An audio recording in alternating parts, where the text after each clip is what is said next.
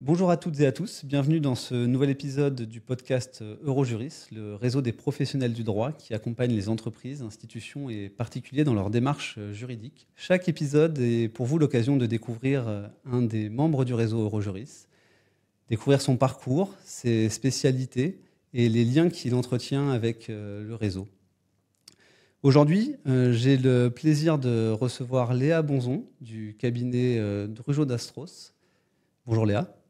Bonjour Tristan. Alors, je vais t'expliquer rapidement le principe du podcast. Tu vois, il y a plusieurs cartes à jouer que je vais mettre sur la table. Je te laisse au fur et à mesure piocher une carte et puis répondre à la question qui est inscrite sur celle-ci. Allez, je me lance. Ah bah, tu commences fort. Donc, c'est la carte blanche. Comme son nom l'indique, carte blanche, tu peux aborder le sujet que tu souhaites, nous raconter ce dont tu as envie. Ok. Commence peut-être par te présenter déjà, et puis Oui, après, effectivement, je m'attendais à tout, peut-être sauf à la carte blanche pour le coup. Mais en même temps, on commence souvent dans notre métier, que ce soit le tien ou que ce soit celui d'avocat, on commence souvent par une page blanche avant de commencer le moindre acte. Donc, écoute, je vais faire avec la carte blanche. Donc, merci beaucoup pour l'invitation aujourd'hui. Effectivement, donc, je suis avocate en droit des affaires. J'ai prêté serment il y a bientôt 2 ans et j'ai intégré le cabinet de Drugeot d'Astros depuis quelques années, à la base en tant que stagiaire, et j'ai continué à évoluer pour être juriste puis collaboratrice aujourd'hui au sein notamment de l'équipe de Nicolas Drugeot d'Astros, qui est avocat en droit des affaires et en droit du travail. Aujourd'hui, très rapidement, le cabinet de Drugeot d'Astros, c'est un cabinet pluridisciplinaire. C'est un cabinet familial avant tout qui existe depuis de nombreuses années et qui s'est transmis de génération en génération. Aujourd'hui, je crois de mémoire qu'on est sur la 3e génération d'avocats qui reprend le cabinet avec Nicolas Drugeot d'Astros et Constance Drugeot d'Astros, et qui s'est élargi au fur et à mesure avec d'autres associés. Aujourd'hui, c'est une équipe de 6 avocats associés et d'un certain nombre de collaborateurs, encore plus de juristes et d'assistantes et de personnel, globalement. On est implanté sur Aix-en-Provence, la ville du soleil et la ville du sud. On reste attaché à ces valeurs de tradition et à l'ancrage historique du cabinet dans les valeurs qu'il transmet, avec toutes les valeurs qu'on nous a données, que ce soit l'écoute du client, la rigueur, mais en essayant de se tourner au fur et à mesure, et on en parlera après, vers quelques axes de modernité, essayer au fur et à mesure de prendre en compte les nouvelles générations, la nouvelle manière de travailler, la nouvelle manière de communiquer. Voilà, ça, ce sont plein d'éléments qu'on intègre aujourd'hui au cabinet. Ok, donc pour le volet présentation, on est bon. Le volet carte blanche. Qu'est-ce que je peux te dire ? Je peux te dire qu'aujourd'hui, je trouve que c'est une très bonne initiative d'Eurojuris d'avoir lancé et créé ce podcast, parce qu'effectivement, je pense que c'est l'une des nouvelles manières de communiquer de notre génération qui est extrêmement importante.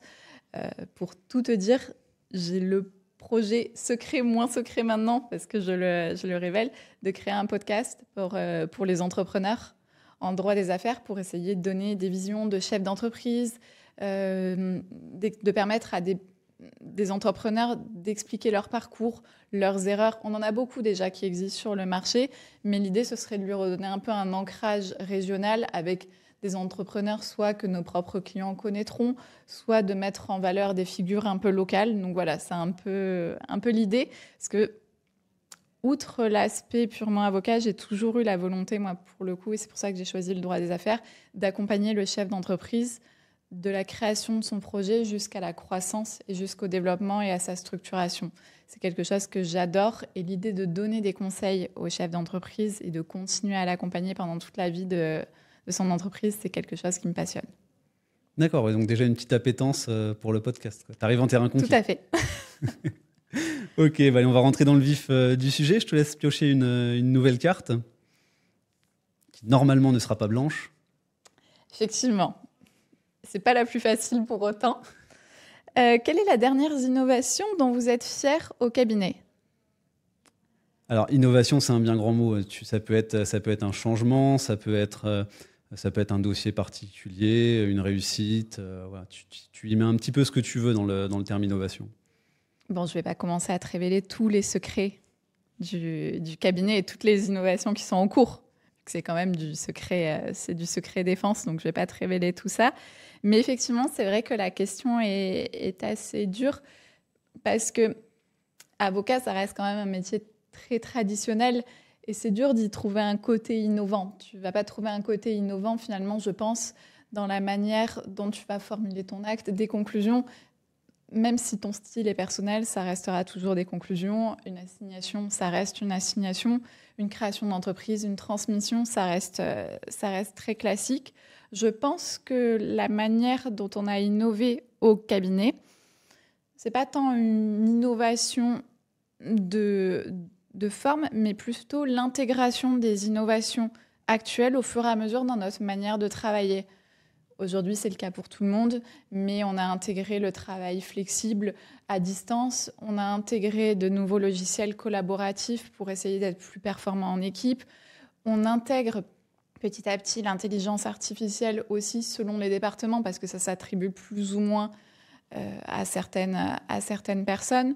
Donc, on essaye vraiment d'être de plus en plus innovant sur nos solutions proposées, la manière dont on les intègre au cœur de notre pratique quotidienne, justement pour pouvoir gagner en conseil, en efficacité, en accompagnement du client.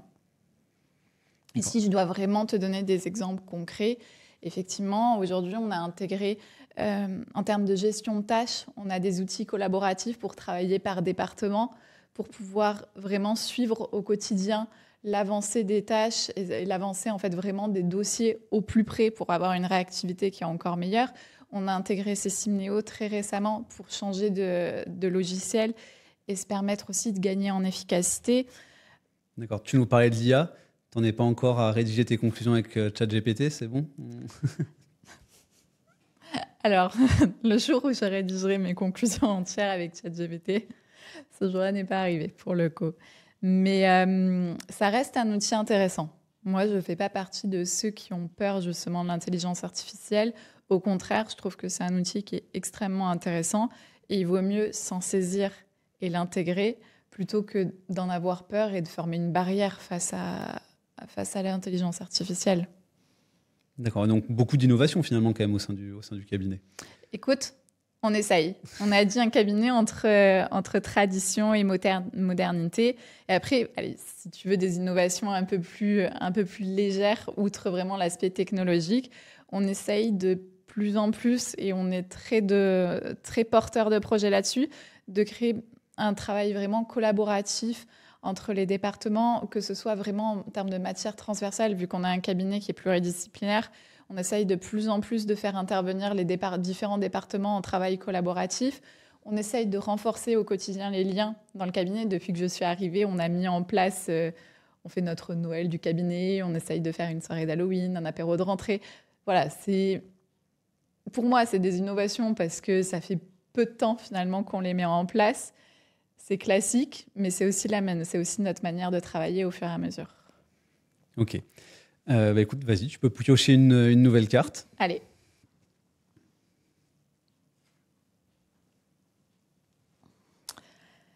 Depuis quand et pourquoi avoir intégré Eurojuris? Pour avoir l'occasion de faire un podcast avec toi, évidemment. Alors ça, c'est la réponse la plus facile. Là aussi, la réponse, elle n'est pas très difficile.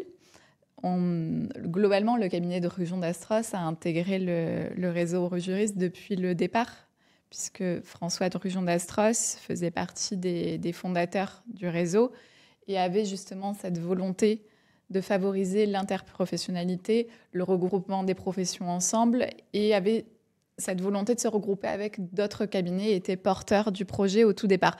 Donc finalement, on est là depuis le commencement. Pourquoi l'avoir intégré?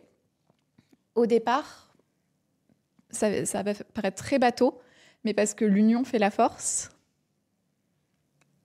Et par la suite, y être resté justement parce que c'est un réseau qui a su évoluer au fur et à mesure du temps, sans rester uniquement dans cette combinaison de cabinets, dans cette union de cabinets et de professionnels du droit entre eux. Au fur et à mesure du temps, le réseau s'est tourné vers des solutions, je trouve, à apporter au cabinet d'avocats de mon expérience que j'en ai, de la vision que j'en ai aujourd'hui. Mais que ce soit dans les thèmes de formation, par exemple, qui sont proposés, j'ai l'impression que le réseau s'est beaucoup tourné vers l'avenir et s'est beaucoup tourné vers les évolutions, ce qui permet en fait d'avoir pour les cabinets une base solide dans les différentes évolutions. Par exemple, j'ai vu des formations récemment sur l'intégration des nouveaux talents. Justement, on en parlait, l'intelligence artificielle, ce genre de sujet. Le réseau a une vocation à essayer d'éclairer un peu les cabinets dessus, ce qui est très porteur pour nous et ce qui nous permet en fait d'anticiper un peu les sujets à venir. Une autre raison évidente, faire partie d'un réseau, ça permet de rencontrer d'autres confrères, ça permet de confronter sa propre pratique, ça permet de tisser des liens, ça permet de créer de nouvelles relations. Je trouve que c'est ultra important aujourd'hui. Avocat, c'est un métier qui est quand même relativement solitaire par moment, même quand on exerce en cabinet finalement, parce qu'on se retrouve souvent seul, confronté à sa propre pratique. Et le fait de pouvoir échanger comme ça avec d'autres professionnels qui ont peut-être une vision différente et confronter son point de vue avec d'autres, c'est très enrichissant.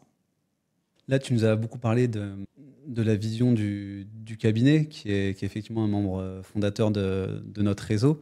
À titre personnel, si je ne me trompe pas, tu n'as pas encore eu l'occasion de beaucoup participer à la vie du réseau de façon directe. Mais du coup, est-ce que tu peux nous expliquer un petit peu la façon dont tu as pu ressentir l'importance du réseau au sein du cabinet sans y être pleinement associé dans un premier temps? Alors, par la force des choses, déjà avec Caroline Payen qui y est et qui, chaque jour que Dieu fait, nous en parle. Donc, on se rend compte aussi de l'importance que ça a.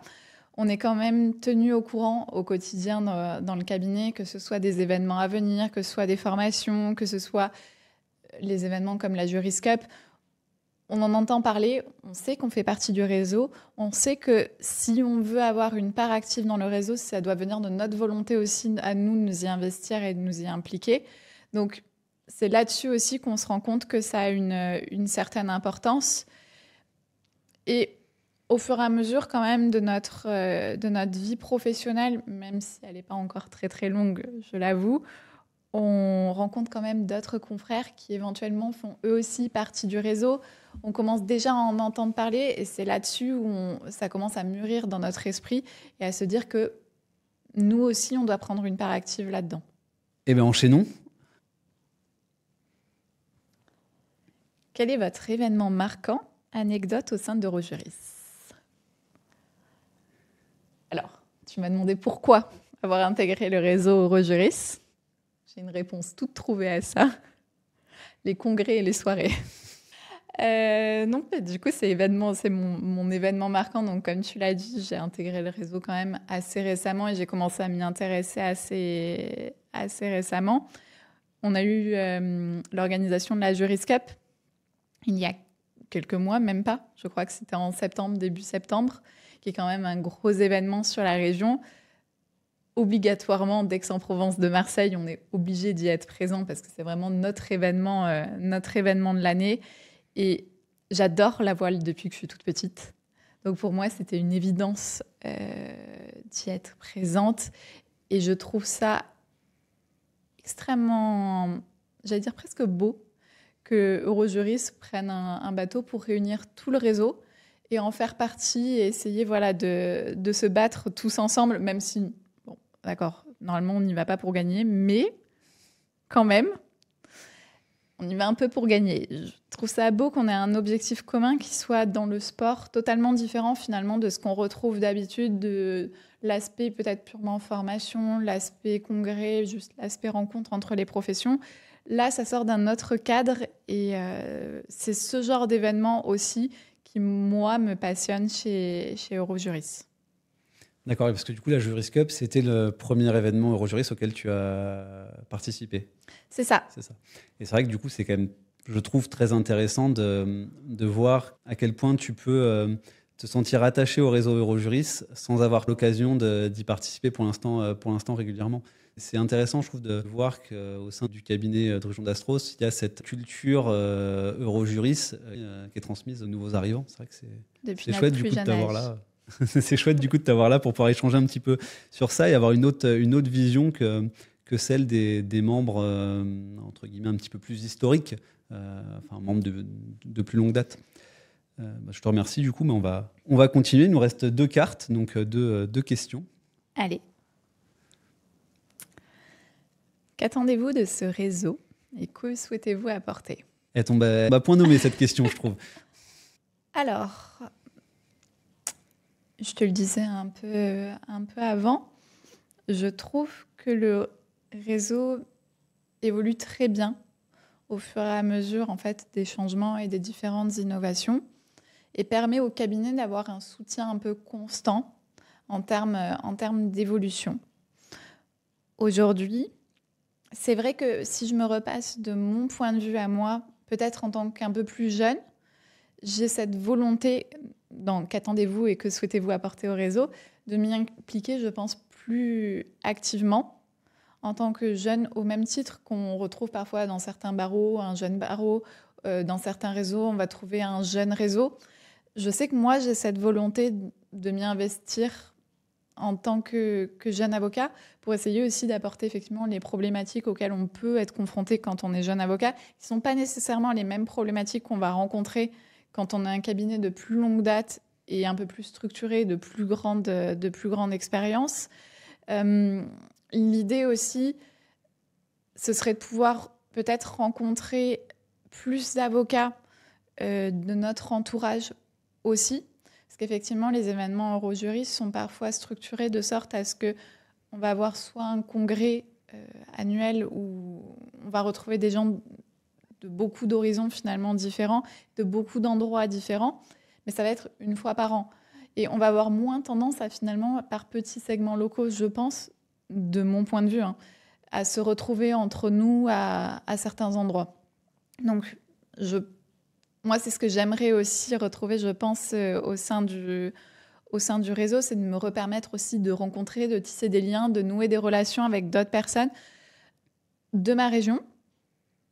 D'autres personnes aussi parfois qui ont les mêmes compétences ou qui font le même domaine de spécialité que moi. Et aussi d'autres personnes finalement de mon âge, un peu sur les 3 axes. L'axe géographique, l'axe de compétences et l'axe d'âge finalement.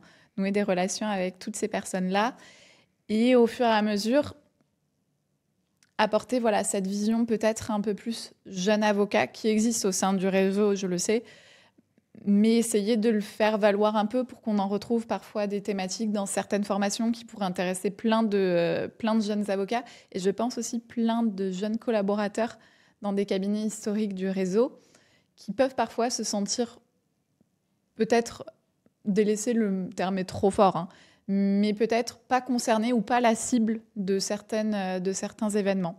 Et effectivement, peut-être après apporter un dynamisme pour recréer un engouement au fur et à mesure auprès des différents cabinets sur tous les événements pour avoir plus de monde, attirer des gens. Enfin, voilà, c'est l'idée. Ok, d'accord. Bonne proposition, c'est intéressant. Écoute, je prépare mon programme politique. Tu vises la présidence directe ou non ? J'ai trop de travail. Allez, du coup, on va partir sur la dernière question. Dernière carte. Que représente l'Interpro pour vous ? C'est une très bonne question. En toute franchise, aujourd'hui, et quel que soit, je pense, le domaine d'activité d'un cabinet ou d'un avocat, il ne peut pas passer à côté de l'interprofessionnalité. Ça va dépendre des domaines. En voie bancaire, effectivement, on va plus avoir tendance à avoir recours aux huissiers de justice, aux commissaires de justice. Là, je suis d'accord. Mais par exemple, si je te prends mon cas, en droit des affaires, on a beaucoup d'avocats qui sont très stressés ou très réticents à l'idée de parler d'interprofessionnalité, par exemple, avec les commissaires aux comptes, les experts comptables, tout ce genre de sujet. Le parallèle, c'est un peu le même que celui avec l'intelligence artificielle. De toute façon, ça va arriver un jour ou un autre et on est déjà en concurrence avec ce genre de profession.